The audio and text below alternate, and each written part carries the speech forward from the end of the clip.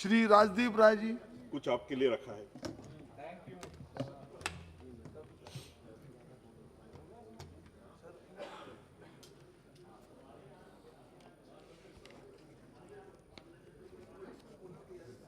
नमस्कार महोदय। As I stand here, at the outset, I would like to thank Sri Mansukh Mandaviya Bhai, Minister of the Department concerned for the bill, and my floor leaders for giving me a chance to start this debate and discussion on behalf of the Treasury bench. Today being 6th of December, at the outset, I would like to convey my salutation to Bhimrao Ambedkar ji for the constitution that he has given us, and that constitution is binding the whole country together for the last 73 years. Mr. Speaker, sir, the National Institute of Pharmaceutical Education Research Amendment Bill 2021, in short form called the NIPER, was presented in the House in the month of March on 15th, 2021. And this bill was referred to the Standing Committee subsequently, and the committee then submitted its report on 4th of August 2021.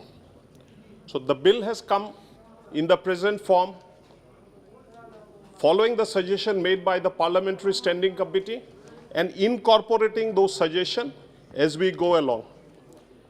Mr. Speaker, sir, the bill aims to make few amendments to the National Institute of Pharmaceutical Education and Research Act of 1998.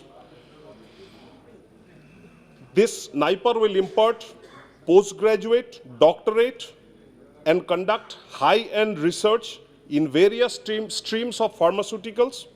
These institutes, over the years, have gone up to a capacity intake of around 1,200 students, and there are more requirements which are being felt following a post-COVID situation. The NIPER bill was initially tabled in 1998 with the first institute being started at Mohali. Subsequently, in 2007, few more NIPERs were added, the others being at Hyderabad, Ahmedabad, Guwahati, Kolkata, and the following. And in the recent past, we have seen that the National Institutional Network framing has ranked 3 of these institutes very highly, and all these institutes are doing excellently well. Mr. Speaker, sir, the bill also seeks to make amendment and grant status of institution of national importance. That's the crux of this bill. Institute of national importance to all those institutes which has been set up in the country from Mohali and then subsequently. So this bill wishes to bring into its purview all the 7 institutes to be declared as Institute of National Importance. And these institutes include the institute at Ahmedabad, Hajipur, Hyderabad, Kolkata, Guwahati, Raebareli, along with the Mohali Institute. What do this INI, Institute of National Importance, mean? That needs to be understood by the House today. This new status will allow this institute to exercise greater autonomy by giving them the power to hold their own examinations, to grant them degrees, diplomas, and of course other academic distinctions or fellowships as the case may be. In addition, such institutes receive direct funding from the Union government. The funding aspect is very crucial since the construction of certain NIPER is still underway for a long time, and I'll come to that in the later part of my speech. A concern herein remains about the terminology of INI, that is Institute of National Importance. It is high time that the government works towards defining this as well, and I am glad this ministry led by Sri Mansukh Mandaviya ji has put its mind, applied its mind on this and come with a new bill, with a new definition and new amendments. Mr. Speaker, sir, it also proposes to establish a council and a board of governors for the institute. I'll come to that also later.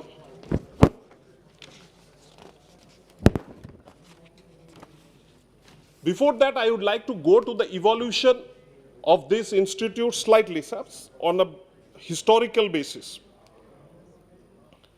The act was passed in 1998, and this enabled the setup of Mohali Institute, and then it was declared as an institute of national importance.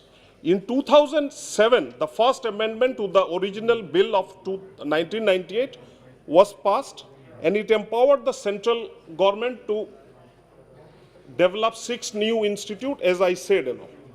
Now government feels, in the view of the pandemic that has broken all across the globe, that we are more in need of manpower, we are more in need of technical person. We need to take these institutes to each and every nook and corner of the country, because the pharmaceutical industry has grown by leaps and bounds in the past few years. I must mention here that between 2007 to 2014, the fund allocated to those 7 institutes were only 300 crores. And as a result of this meager amount allocation, the research sector of those institutes did not go as desired. Now, following 2014 to 2021, what we have done is we have allocated funds for research and development of this institute to the tune of 1,300 crores. So that is a huge quantum leap, especially that has taken place after 2017. The pharma sector and the whole pharma industry and the academia are upbeat about it, and we have seen the result that has been showcased by our researchers, our scientists, our pharma industry in the COVID times and all. I take you to those days when there were news all across the globe that paracetamol was shortage from United States of America to Japan to Maldives. There was shortage of 4-hydroxychloroquine all across the world. And Indian pharma industry took the challenge, stood up to the challenge, and we became not only the pharmacy of the world, we started supplying medicines all across the globe, and for which our country has been hugely appreciated. Mr. Speaker, sir, we need to apply our mind now to bring certain changes, whereas there will be more transparency and there will be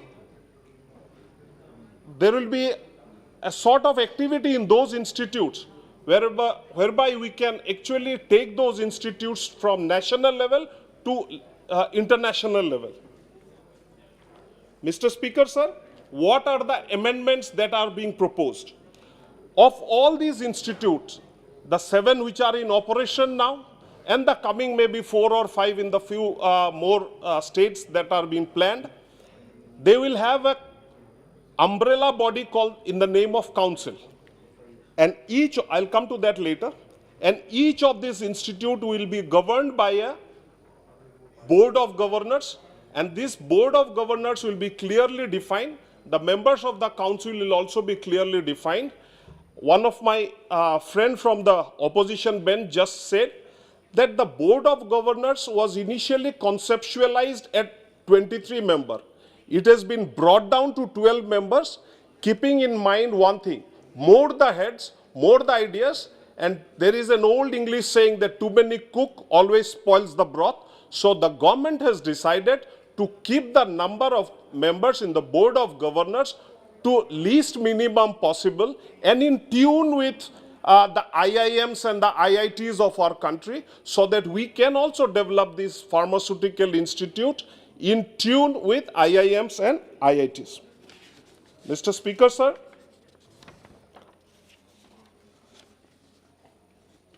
the establishment of the council, as I have said, the function of those council will be advising on matters related to course duration, admission standards, and formulating policies for recruitment, condition of service, and also their fee structure, examining and approving development plans of the institutes, examining annual budget estimates, and institutes for recommendations to the central government for allocation of funds.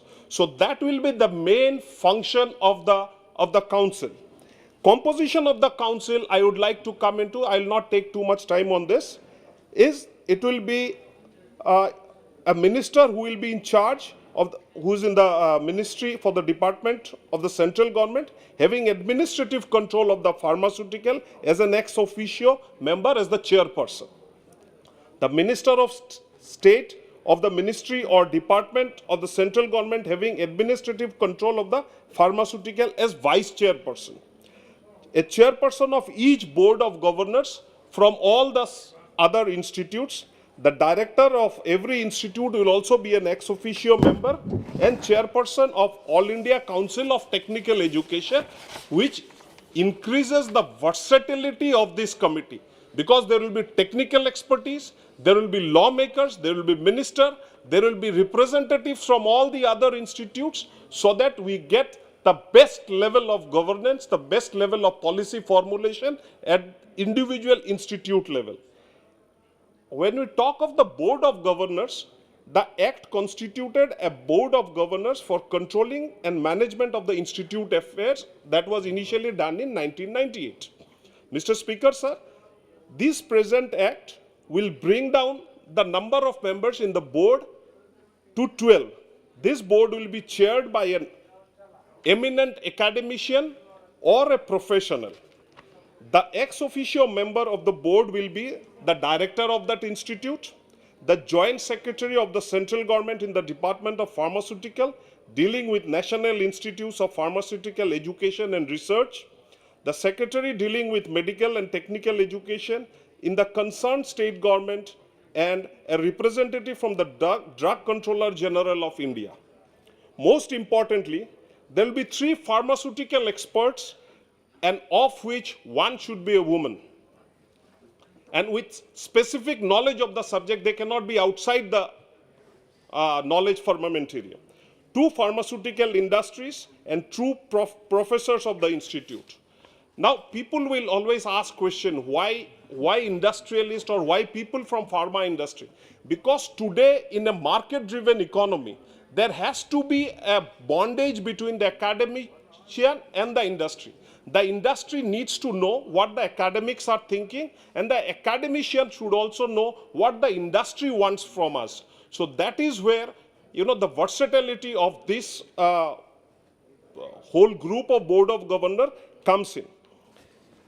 There is an urgent need to focus on the capacity building, and this substantially increases the annual intake capacity of the National Institute of Pharmaceutical Education and Research. We need to train more manpower for the coming days, and this, I hope, will serve the purpose. I have spoken about almost what are the major changes in the amendment, but I would like also to draw the attention on certain other things which needs to be mentioned here. I said some time back the fund utilization between 2007 and 2014 was 300 crores, and subsequent to that it has gone up to 1300 crores. I must mention with pride that after 2017, from the data that I have collected from the ministry, we have had revised estimate of 180 crores in 17-18, and I am proud to say 100% of it has been utilized by the institutes. And subsequently, 18-19, 19-20, 20-21, almost all 4 years, 100% of the fund has been utilized, and we have seen that almost 800 and this time around 200 crore has already been allocated. So we are seeing that very minimal or almost negligible wastage of national funds, national resources under the able guidance of our Prime Minister, Sri Narendra Modi ji. What NIPER next proposes to do is that it wants to associate for providing technical assistance, testing facility under the recently launched PLI and PARC scheme. We want to start MTech courses in all our 4 NIPRs. Medical testing device facilities being started in NIPERs. Detailed report prepared and accepted has already been done at the level of HMCF, and steps are initiated for obtaining NABL accreditation for the testing labs. We are also seeking to get an enhanced academia industry linkage, as I have said, and that is the reason why people from the industry has also been incorporated in the Board of Governors. We hope that this report on financial resilience prepared and accepted at the level of HMCF, and these steps are initiated, and government will take all possible care to see to it that all of these are accepted and implemented in the subsequent days. Mr. Speaker, sir,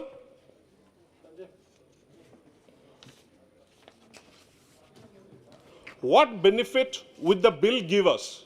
That is important, and that is where the crux of the matter lies. The India-specific findings of the CPI annual report survey conducted amongst 350 executive forecasts that there is a sustained pharma industry growth in the country, which has been written almost for sure by all experts all across the world.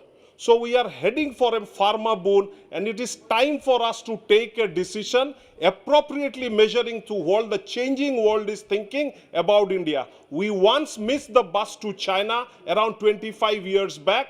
This time we should not miss the bus as far as the pharmaceutical industry is concerned. And we are hopefully headed in the right direction. We need to pass certain laws, amend certain laws, so that we also come up with the changing world.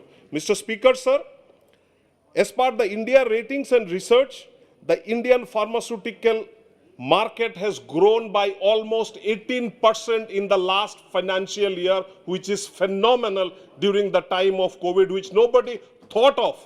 Can we imagine a Prime Minister of our country visiting the vaccine manufacturing center, talking to each and every worker there, learning of their difficulties, seeking to solve the problems they were having, energizing them, giving them the impetus to work under this corona pandemic situation. And this is the result that we have got. India is looking up. India's experience with the COVID pandemic has also highlighted its vaccine and medicine capabilities. We have not just been the vaccine powerhouse of the world today. We are proud to say that we have supplied all medicines, like as I have said, from remdesivir to hydroxychloroquine to paracetamol to the developed country like United States to even Maldives and all. There is a paper on the pharmacy profession of India which has been authored by all the experts. The inconsistency with respect to the implementation of education policies and opportunities were highlighted by the experts. And to mitigate this, to become a world-class leader in pharma sector, India needs to apply its mind, do the right trainings, focus on research and other facilities to form a required professional pool of expert and a skilled force. Mr. Speaker, sir, I would like to quote Amitabh Kant, CEO of Niti Aayog, who has said in this regard, to position Indian pharma on the top of the global landscape, it is crucial to move towards research, innovation, and emerging technologies. India cannot turn a blind eye to all these. Therefore, is the introduction of this act very, very logical. By granting Institute of National Importance status, this institution will gain administrative autonomy, they will gain functional autonomy, and enhance the efficiency, quality, and accountability. Mr. Speaker, sir, the industry's response to this bill has been very, very positive. I don't want to go into detail of what each of the directors of NIPER has said, but it is important to say that the mood of the directors and mood in all the academics at the NIPERs are very, very positive. This Make in India program is going to get a further boost, and development of state-of-the-art infrastructure required for pharmacy research and development is important. The wide range of courses, industry academia collaboration and skill development required for industry and other academic institute will also see a boom. Now please conclude. I'll just take one minute of your indulgence. I'm almost on finishing. The research and development output is anticipated to increase and promote sprouting of more innovations and startup.